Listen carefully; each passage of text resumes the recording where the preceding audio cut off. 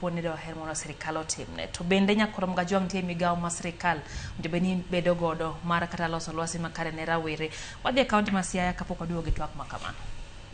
Kamana inya Lydia odiochieng' ma kawuono ni eri mane odiochieng' ma tich ang'wen e siwendho mar ohala kaka wuono watwak e wi wach mar omenda ne rowere ahinya to mano magitiyo godo e yore mag ohala.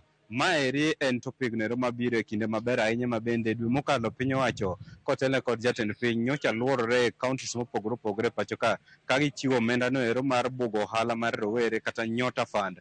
Ka gi e kinde ni eri ayudo kinde mar twak gi moko kuom rowere e boma ma Bondo ma yudore e kaunti ma Siaya mana mar pimo kodgi ni to en ohala mane magitimo kaire to be dibed ni giyudo omenda moro amora kowuok kuom piny owacho mar timo ohala ni eri. Kopore kod mano bende gidhi twak kod e wach mag midhiero magikale ohala ni eri. Koro mana kachiel achiel ang' na chak kodu ka eri koro bi machiegni ga iluonga ni Leonard Okelo aja Bondo Sacco ka Siaya County.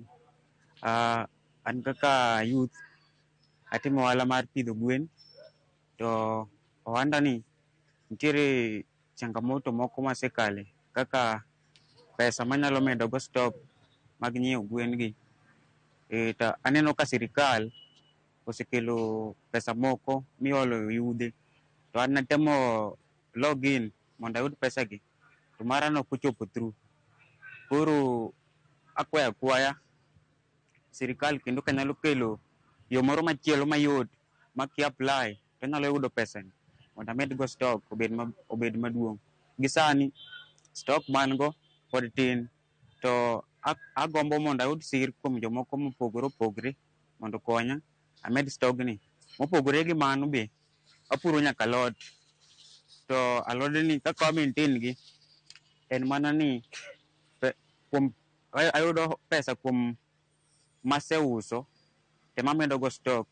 To midhiero man go kanyo ni sani kaka koth chwe kama aora man kanyo komwomo to odhi gi oyuero alot kendo kawo percentage maduong' mar puodho.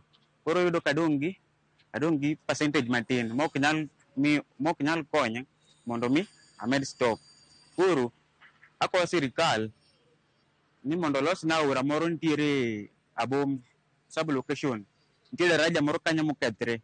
Koro daraja no kada sa nyoko luwore maber mana pikipiki kende mnyalo luwe. Atimo penji ga mokalo kane achako bete dhot pacha noparo gima nyalo timo nikech bete dhot ok en tich. Koro pesa nakwayo jonyuol na pesa matin, mama mana noyie momiya 500 nachako tedo godo mandas taruwo nyuka.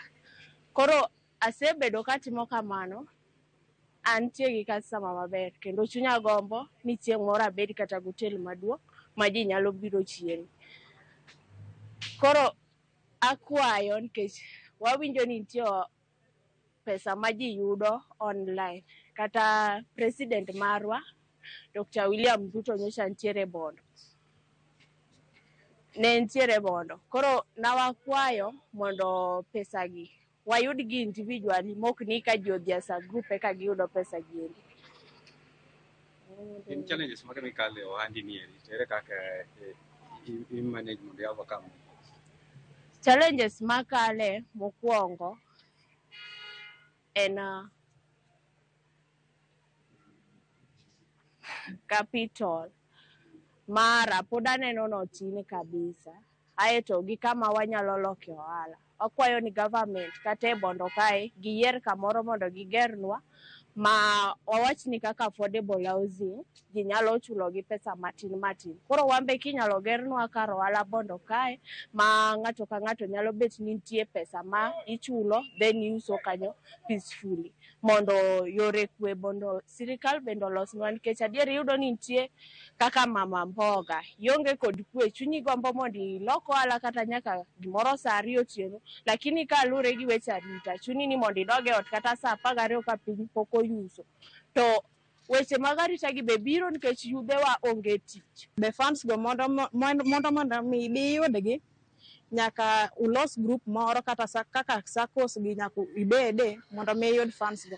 For example, kata Uwezo funds gi bende ka ji akwayaga iyudo ka en a group of people madhi mondo mi akwaya funds go eka dang' miu to ng'ata chiel ok nya miyi Gimachielo mamona be donjo ohala, lack of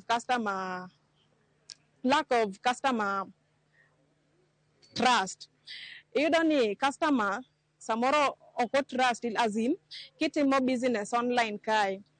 Iyudo ni customers mang'eny nitie jomoko ma order gik moko to ok chop negi due to scam. Nitie scammers be online kae ma kitimo business online to ki-order gik moko to samoro ok chopni. Koro ma miyo kata kichako paro ni tim biashara moro kata online to customers ok inyal yudo malong'o. Wan kaka youth waonge gi ohala kalure ni waonge gi funds mwanyalo chako godo ohala, but government can do it mar mondo mi wayud support mondo mi wachako ohala moro amora. Nitiere business opportunities mang'eny, but due to inadequate funds kata support tamo mondo mi wadonje ohala. Kian owuon onge ohala moro amora matimo, but chunya to ne gombo mar mondo mi anyal chako ohala moro. Nikech ka in gi ohala inyalo timo gik mang'eny sana.